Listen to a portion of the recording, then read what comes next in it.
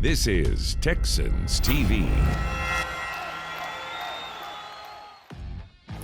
Texans Extra Points is sponsored by BHP and by Reliant, the official energy provider of the Houston Texans, and by your Houston area Ford dealers. Ford is the best in Texas.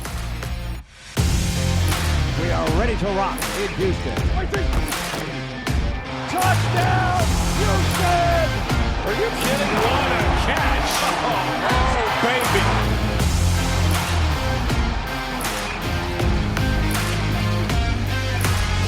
Happy New Year, dear friends, and welcome into Texans Extra Points. My name is Drew Dougherty, and I am woefully underdressed compared to this guy wearing his tuxedo. My good pal, John Harris, Texans sideline reporter, team analyst. You look dapper, my friend. Thank you, man. Happy New Year. I figured I did this for every single Extra Points Happy New Year episode.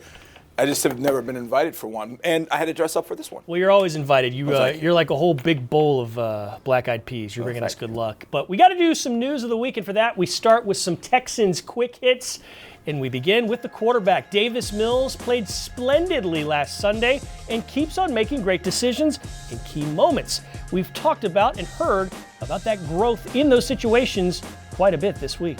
You know, Davis he's very smart. He's a very intelligent kid. So when you're sitting in a classroom setting with him and you're able to ask him questions, a lot of times he's able to give you the correct answer, and just because he's got a high level of intelligence. Last week, the Texans pulled up basically their entire practice squad on the day before the game. This week, midweek, they find out that most of those guys who were on the COVID list get back on the 53-man roster, and that was a welcome sight. Yeah, they've done an awesome job, getting guys ready. I mean, it was kind of a hectic week, but credit to everybody on the team. A lot of guys stepped up in a big way. A lot of guys got their first significant snaps of the season. And I thought a lot of those guys came up big. And that's really a credit to the coaches getting everybody ready. You win the way you do, as the Texans did last Sunday against the Chargers. A lot of guys get a lot of awards. You had Rex Burkhead as the FedEx Ground Player of the Week, Trey Thomas, the AFC Defensive Player of the Week because of the pick six, and then you throw in something like the Rooney Award winner for Brandon Cooks, and lots of awards going around. Happy, too happy.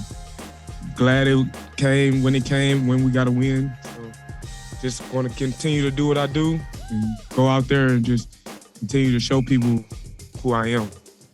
Time to close the book, though, proverbially, on last week and look ahead to the 49ers. That's the opponent in San Francisco, or Santa Clara to be exact, and the Texans have a tall task in front of them.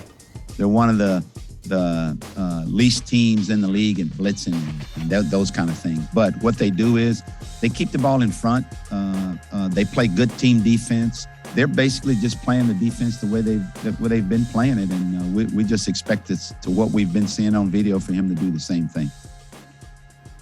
Those are a few of the news items from the week that was in Texans land, but let's start with the QB. Okay, he's been back 3 games. Texans have won 2 of them. He's completed 69% of his passes, thrown 5 touchdowns, been picked off just once, been sacked just a combined 4 times. Very, very impressive. I think the most impressive part, though, is the stuff we're seeing him do at the line in crucial situations, namely on 3rd down and namely in the second half, John. Yeah, no doubt. The check he makes in Jacksonville to hit Phil Dorsett against blitz 0. You could see him checking at the line. He's making a hand signal out to his wide receivers. Last week against the Chargers, he didn't even have to make a hand signal.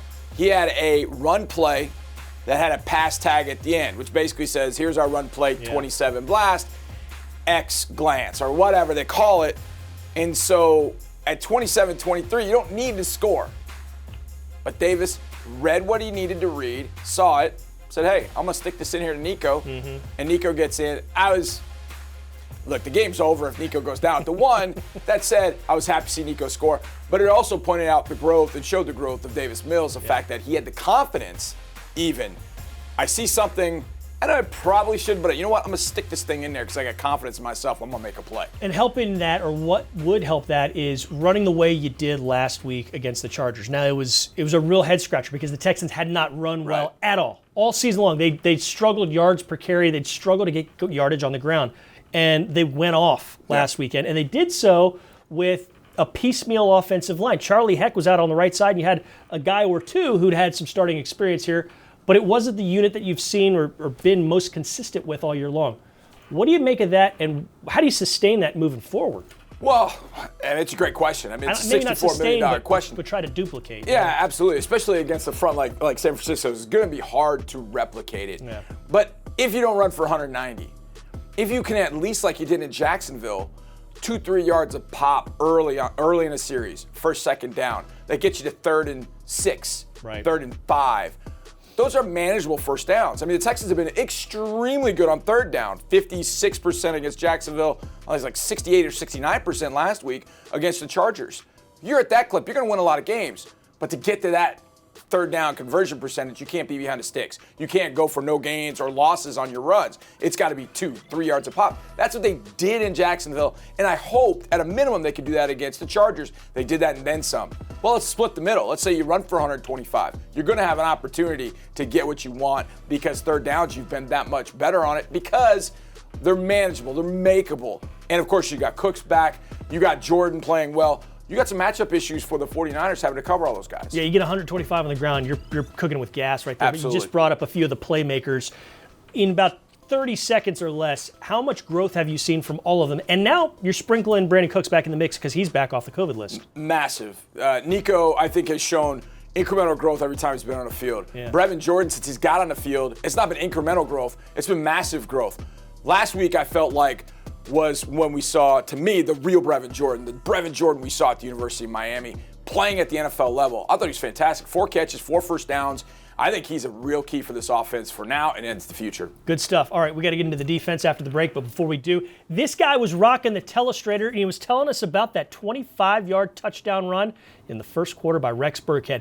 A career day for the veteran running back, and here was his first score last Sunday. Welcome to Texans Telestrator, presented by BMW. I'm your host, John Harris, football analyst, sideline reporter, and we're going to take a look at something that happened on Sunday against the Chargers that hasn't happened all year long, and thank God it happened on Sunday. A running touchdown from outside the 5-yard line. In fact, it was outside the 20-yard line. It came after a Royce Freeman touchdown that got called back for holding. But Rex Burkhead was going to make it work here. But this is a collective effort, starting with the offensive staff, the players, the offensive line, and Rex Burkhead. Let's take a look at it. Let's go to the surface presented by Microsoft. You're going to see here the Texans come out 11 personnel, 1 running back, 1 tight end, and they've got this kind of odd-looking bunch over here. Now, Brevin Jordan's going to go in motion, and that's going to give Davis Mills an idea of what they're going to do for this defense. So I want you to watch right here, Kaiser White. These two guys right here. There's Chris Harris, there's Kaiser White. White moves in with Jordan. But when Brevin goes back out, watch 44, he goes back out. And in going back out, he essentially becomes a player you don't have to block. Like these guys all over here, you don't really have to block. That's what, 5 guys? What it creates is hat-on-a-hat situation on the play side, which is where you want it to happen. And so you've got Jerron Christian basically on an inside linebacker. That's Kenneth Murray. He's playing the edge, but he's essentially an inside linebacker. Then you go hats on hats, everybody up front, and then Rex has got one guy he's got to beat. If you block that up outside, which Jalen Camp does, you've got this play, and that's what happens. Look, linebacker comes inside, Jimmy's going to bump off, Rex is going to see that hole, and then he's out to the outside. Look at that.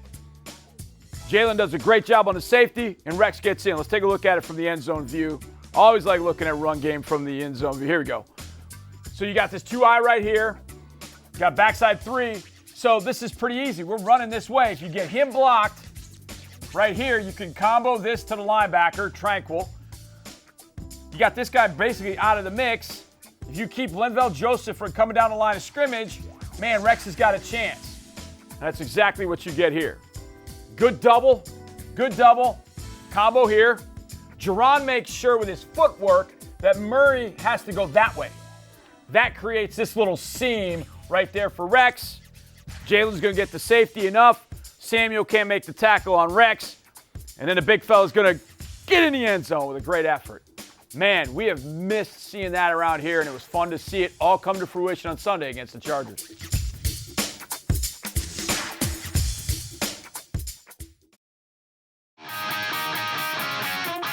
Shotgun, one back, Jackson. Herbert with time, floats the ball. It's intercepted. Thomas, left side, 40, 30, 20, 15, 10, 5. To the house. Pick six. Merry Christmas.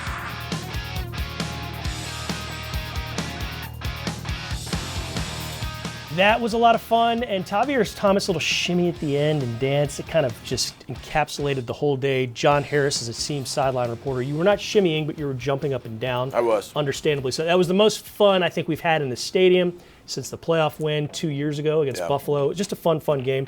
Who has surprised you the most defensively this season in a good way for the Texans? Well, I don't want to be a prisoner of the moment, but Dougherty Thomas, I don't know if surprise is the right word.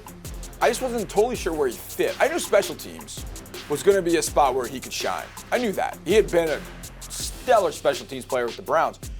He had played a couple times and started at corner a couple times for the Browns before we played them in week 11 or 12 last year.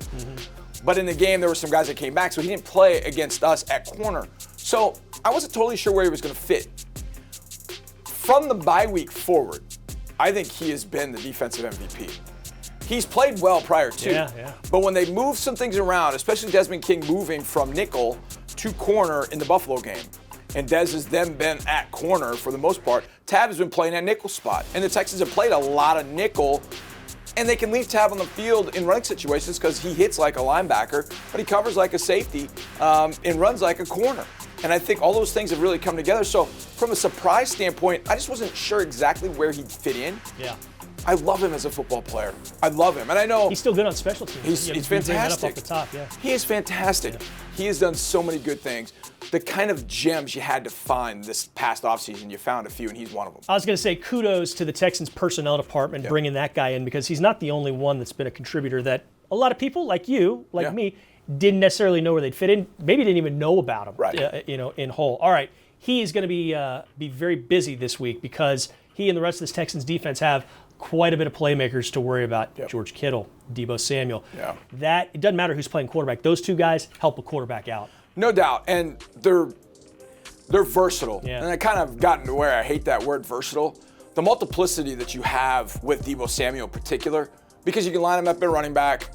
If you can't get him the ball through the air, they'll just put him at running back and give it to him, and he'll find a way to manufacture yards. Kittle will line up in a lot of different spots. He's a tight end. Well, not really. I mean, he's a wide receiver, he's a tight end, he's a fullback. He does a little bit of everything. Lovie Smith was gushing about him this week. Gushing about how good he is. He's an absolute animal in the blocking game, in the run game. He's a horrible matchup for anybody because you do it with linebackers, you do it with safeties. I would imagine Tab's going to have that responsibility on George Kittle. He's going to have his hands full. But if there's a guy that has the kind of mindset and the physicality to go against George Kittle, I think it's Tab. Now, the question with Deebo Samuel is, boy, how do you go about handling this guy? And for both of them, for both Kittle and Samuel, it's not before the catch. It's after the catch. Right. After the catch, they turn into running backs and some of the best ones in the league once they get the ball in their hands. They sure do. All right, we got to get into players to watch after the break. But before we do, we got some Texans trivia. So think about this. Dougherty Thomas, the reigning AFC Defensive Player of the Week. Who's the last Texan to win that award? Think hard. We'll have the answer later on at Texans Extra Points.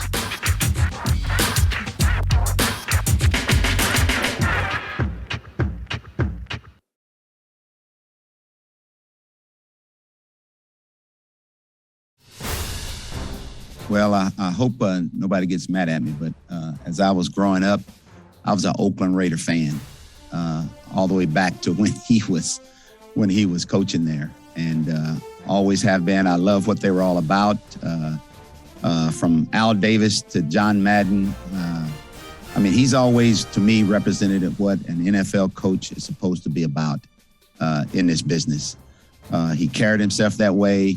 And once he retired from coaching, obviously after I think he only coached about 10 years in the game, he went into broadcasting, and in the broadcasting, he became a must-see on Monday Night Football. Anytime he was announcing, is that, he was just as important to hear what he had to say as much so than watching the game.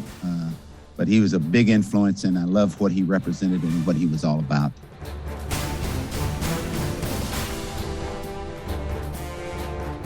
Welcome back to Texans Extra Points, coming at you from the Ford Studios. David Culley talking about John Madden, titanic impact on the game as a coach, as an announcer, and my boys, I've got little ones, a second grader and a kindergartner. I have to break up fist fights now because they played Madden. They don't know much about the man, but they know about that video game and have a lot of fun doing it. And there are lots of fights in my household because of it. I feel like our generation, Drew, about our age group, got the best of Madden because you remember him as the coach. Yeah. We listened to him ad nauseum do great broadcasts with Pat Summerall. Both RIP. And then we got to see the growth of the game Madden. I had the very first Madden computer game by Electronic Arts. I had it on computer. And hearing the story about Madden tell about building that game, he wouldn't let them. They wanted to do 7-man football because it was the only thing that their computers could use. They couldn't go any higher. And he said, I'm not doing it. You have to do 11-man football. And they found a way to eventually do it. He signed on. The rest is history. Earlier on in my broadcast career, we crossed paths with Pat Summerall quite a bit when I was a producer at a different station and had him on a show that I produced quite a few times. He had many, many great stories about his involvement with the Madden game because early on, he was that voice. He was also the voice of Golden Tee, too, earlier on. So anyways, let's talk some football. Enough story time. But the quarterback for the 49ers has been Jimmy Garoppolo. It's also been Trey Lance. There's a little bit of wonder of who's going to take on the Texans on Sunday. Either way, you got some interesting options to defend against that defense or defend against that offense, no matter who's playing quarterback, don't you? No doubt. If it's Trey Lance, you mentioned the word option. Whether it's run pass options, whether it's zone read, which, by the way, you don't have to say zone read option because read implies options. Right. So you also don't have to say mass exodus because an exodus is a mass fleeing of people. And you don't have to say ATM machine because, you got point being, Trey Lance can run. There's no doubt. He had 16 carries in his only start this year against Arizona in a 7-point game. Now, he didn't throw the ball exceptionally well. He's not had the snaps that a rookie like Davis Mills has had, so he hasn't had an opportunity to get comfortable. If Trey Lance plays, you got to play responsibility football in the run game. But you can't let him get comfortable at all in the pass game. And I think the way to get him comfortable with the 49ers is go deep. Keep things in front. Make him be accurate with the football. Deep balls allow a guy to just throw it to a spot and his receiver go get it. If you force him to be accurate with the football, that's going to be difficult for somebody that hasn't had to throw the ball or gotten the opportunity to throw the ball much. Make him be accurate with the football, play responsibility football in the option game, and you got an opportunity to slow him down. All right, we got to get into our players to watch. So who do you have your eye on, Texans-wise, in this game against the 49ers? Who's got to play well for you, and who's going to play well for you? I feel bad using Brandon Cooks, but there's a reason that Brandon Cooks, and it goes back to last Thursday against the 49ers, or against the Titans. A.J. Brown went off. Yeah. And there was no answer. None whatsoever, especially in the second half. When Ryan Tannehill decided, I'm throwing the ball to my best wide receiver for the rest of the game, they went and won the football game. If Davis Mills at some point decides 13's my guy, and I'm going to go to him, the 49ers don't have anybody to slow him down, I'm going to Cooks. I think Brandon Cooks is going to be a big part of this. You should never feel bad about going to Brandon Cooks. You can always feel great about going to that guy. He's the best player on offense right now. I love it. Go to Brandon Cooks. I'm going to go with Jonathan Grenard. Looks like he's coming back off the COVID list. Hasn't gotten to the quarterback in a couple weeks. Let's make it happen this week.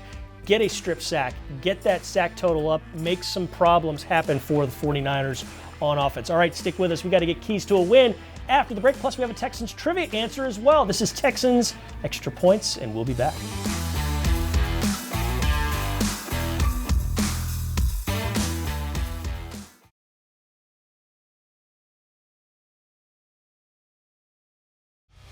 Texans Extra Points has been sponsored by BHP, by Reliant, the official energy provider of the Houston Texans, and by Cigna, together all the way.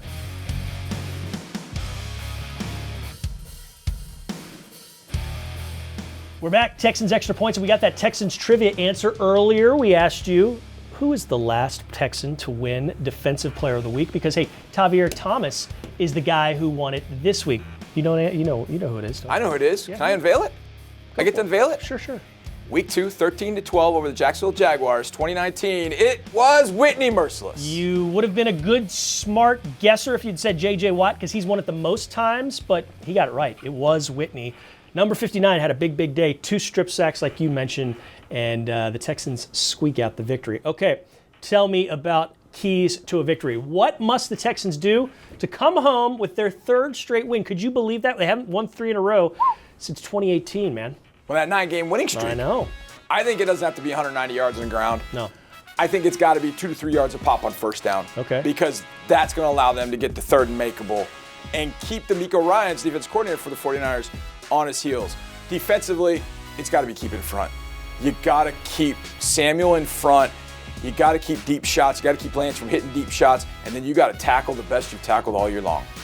All right, those are good ones. I'm going to go the opposite of you saying the short yardage stuff. I'm going to say more big plays. We had the most, I thought. Yeah. I mean, stereotypically thinking back, but you had 6 big pops last week. A few of them were runs. They don't all have to be runs. They don't all have to be passes, but get the ball down the field like you did, and you're not going to see Philip Dorsett, but get one to Brandon Cooks, your player to watch, which I would like. So give me some big explosive plays. Those are lots and lots of fun, and I'm going to go back. I haven't done it in a few weeks, but I will go back to my standby. +3, not just win the turnover or the takeaway battle, Yes. but go +3. Think about the 3 times you've been +3 on the season. The Jags last week. Yeah. You win when you do that against the Titans on the road. So get 3 more takeaways than you turn the ball over. This team is not as good as you in that department. They're underwater when it comes to turnover differential. So you cool with that? I'm cool with that, right? I'm glad to see that 2022 hasn't changed you, Drew. Not at all, man. I'm going to stay the same. I didn't bring up special teams splash plays, but maybe that's next week for the final show of the season. All right, we sure do wish you a happy new year. We want you to come see a game because there is one left against the Titans, January 9th, this Sunday, or well, a week from Sunday. And just go to HoustonTexans.com/tickets. Come experience game day together. For John, for Tyler Marcotte, for the rest of the crew that made this show happen, we sure do appreciate you, and we'll see you next time.